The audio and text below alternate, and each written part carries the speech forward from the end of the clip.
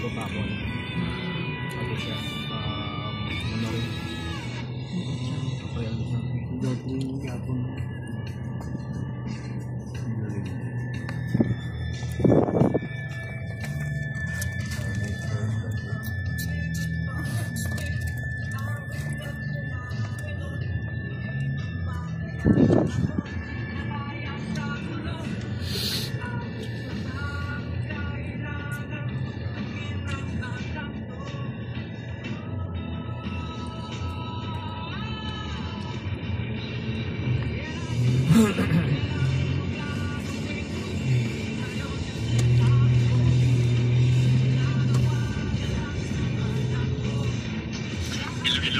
Saan na kayo?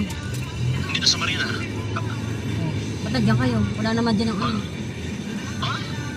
Hindi naman tayo dyan. Saan ba kayo? Sa daan pa. Sa daan pa kami. Galing ano. Sige na. Lapit na kami. Sige ma. Nasa kotse. Okay. Sige Galing na. ano. Sige na. May saling mo cellphone mo ka marin mo ka. Sige. Sige na, babay. Okay. Kasi yun, hindi na siya. Uno kasi. Kapal tayo kapal tayo. Kapal tayo. Plus one na lang.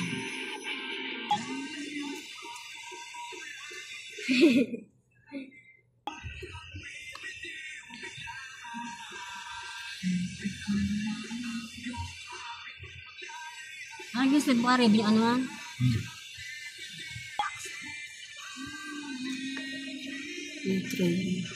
Sumat-mat, naka ano na, nangat na eh? Naka-polos. Di ba?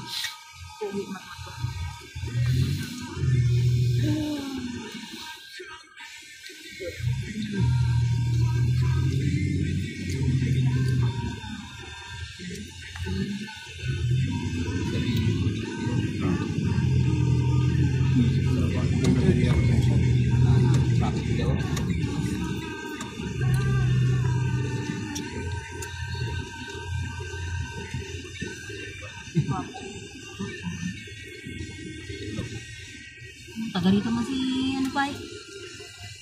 Wisda? Problema.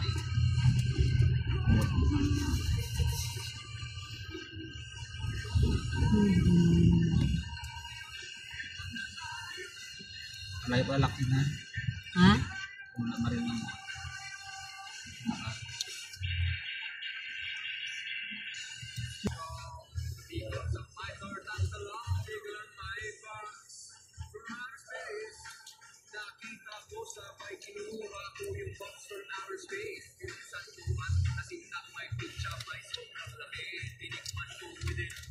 Armada Building.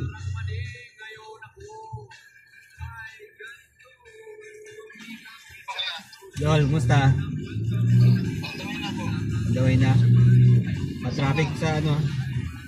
Takad na kabalik, tawag si Pastor.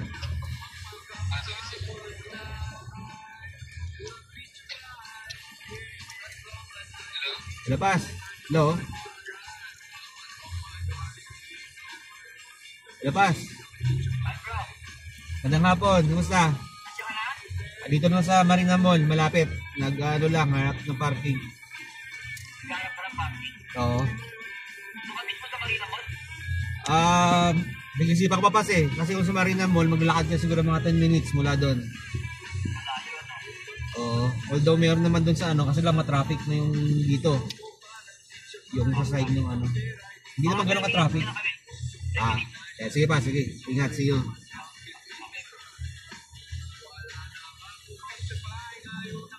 Sorry.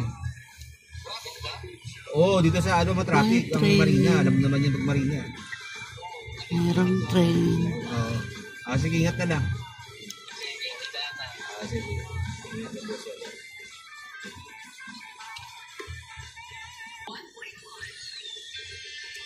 May di siya kung awan ko siya. Hindi kina-accept. Gusto na. Dahil sa dami pala isang among babae. Hindi ako dati tinis na road. Ako tinis na road. Tapos pangalawang ko stay. Excited sila pastor. Excited din sila eh. Excited sila pastor. Marina Mall. Yati din naman eh. Di ba yayamanin na kayati sila? Yati bagis pag bilang yaman nila. Yati sila. Mayaman kami sa puso. Yayamanin na siya naman. Nalangin, mayaman kami dito. Nabisto ko na dito. Mayaman.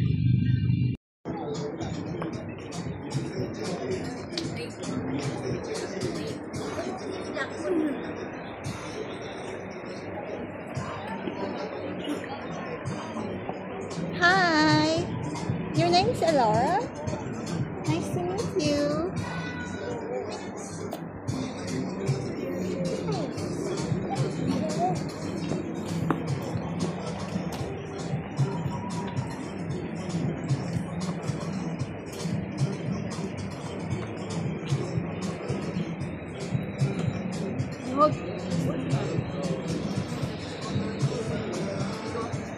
Sa taas natin gagawin. Oo, sa taas na. Oo, sa taas natin gagawin yung parang ceremony.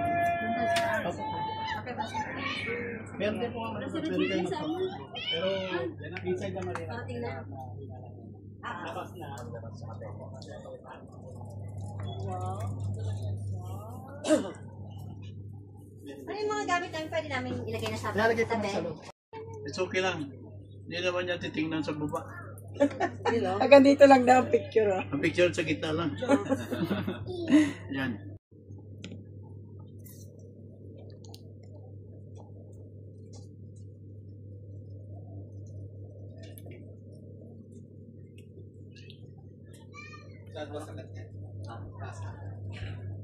Taas mo tayo? Hindi, nasa baba sila eh. Yung gagawin natin sa taas. Yan. Para ko ba? Ay, lagay ang mga gamit mo. Ito is my room.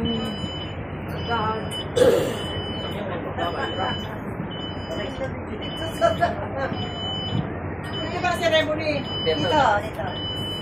Ganun pala, pag sa loob, mga kailo. Oo. Ina, okay. Sabi? Okay. Nakakahilo po. Kaya last time natin tayo.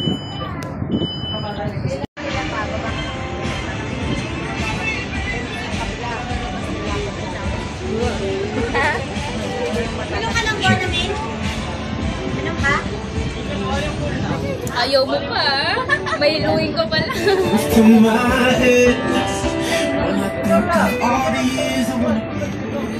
This video. Ano na?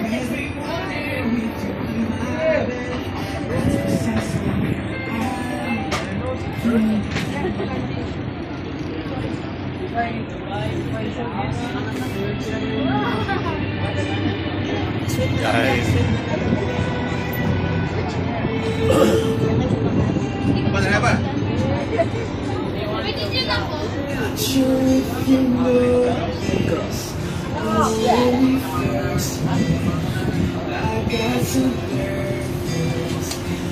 Couldn't speak in that very moment. I found the one in my life. I found this peace. So as long as I live for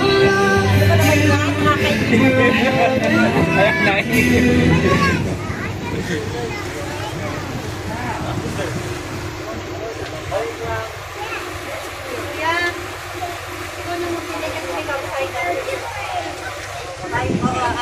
JPL. Pero kung ano, teka.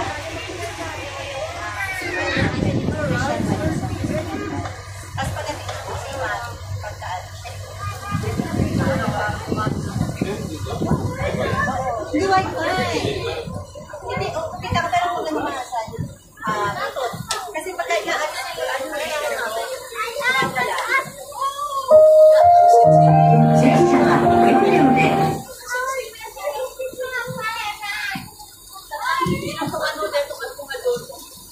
Ito sa bag.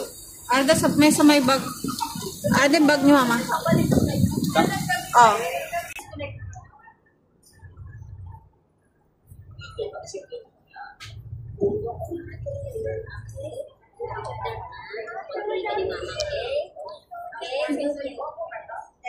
Ay!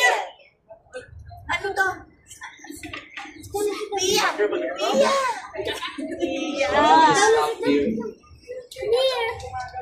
Hindi talaga may galaw? Oo,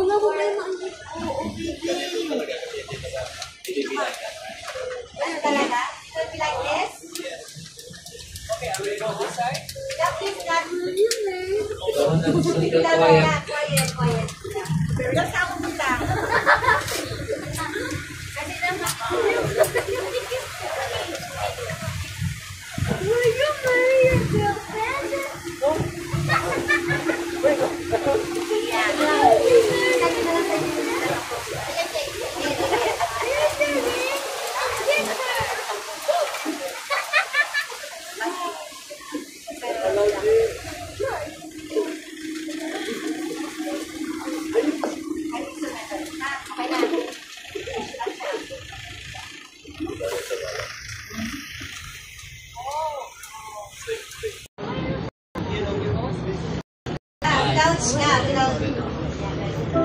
Okay.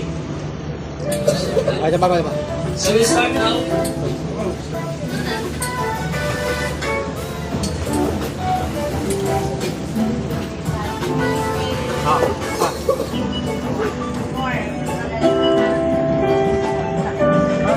I-selfie mo kayo. Good evening, everyone, and welcome.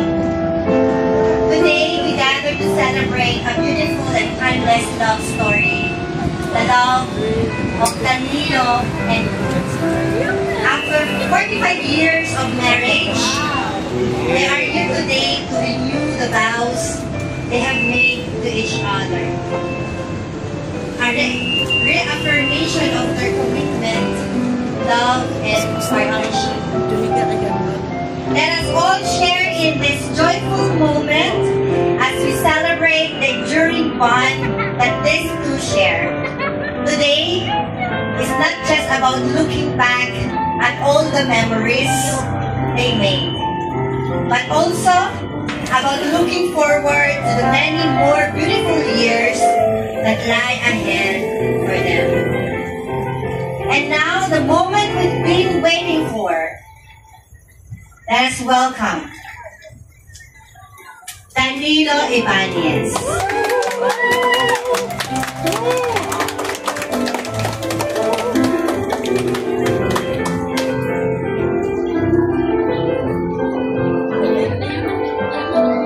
And now, all the family. Wait ka lang.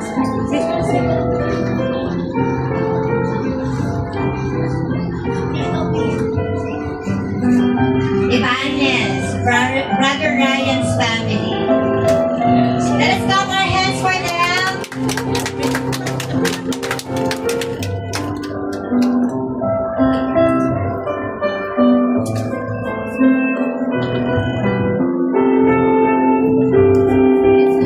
And now, the arrival of beautiful bride with her daughter Rhea. Let us clap our hands. Pangako ang inyong pagmamahalan at buhay sa isa sa pangin ng Diyos sa lahat ng mga saksi na narito ngayon. Opo. Pinapangako. Amen. So maghawakan kayo ng kamay. So, Danilo Ibanez, repeat after me. Where's the other one? Okay, please give to Ate Danilo. So, tumingin po kayo kay Sister Ruth. Amen. Eye to eye. Sabihin niyo po, Ruth, ang aking legal na asawa. Ang aking regalo na asawa. Ang aking palaging kaibigan. Ang palagi kong kaibigan. Ang aking tapat na kapareha. Ang aking tapat na kapareha. At ang aking minamahal. Ang aking minamahal. Sa piling ng Diyos. Sa piling ng Diyos. Ang ating pamilya. Ang aking pamilya at mga kaibigan, at mga kaibigan, muli kong inaalay sa iyo muli kong inaalay sa iyo ang aking taimtim na panata ang aking taimtim na panata na maging matapat mong kasama maging matapat ng kasama sa karamdaman at kalusugan, sa karamdaman at sa kalusugan sa magandang panahon at masamang panahon, sa magandang panahon, sa masamang panahon, sa kagalakan pati na rin sa kalungkutan, sa kagalakan at sa kalungkutan, sa pagtatawanan at pag-iiyakan. pagtatawanan at pag-iiyakan. Nangangako akong mamahalin ka Nangangako akong mamahalin nang walang hanggan. Susuportahan ka sa iyong mga layunin, susuportahan ka sa iyong layunin, parangalan at igagalang ka, parangalan at igagalang, pahahalagahan ka pangangahalaga ka hanggat nabubuhay tayong dalawa. hanggat nabubuhay tayong lahat. Wow! Yes! Amen.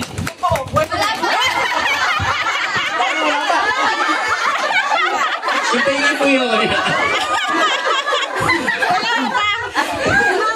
Alam mo po, malamig ang panahon. Sige po, kayo naman po, Sister Ruth, tingin po kayo sa kanya. And repeat after me. Danilo, Danilo, ang aking asawa, ang ating asawa, ang aking kaibigan, ang ating kaibigan, ang aking tapat na kapareha, ang ating tapat na kapatid, at ang aking pinakamamahal. at ang ating pinakamamahal. Kinikinig kayo.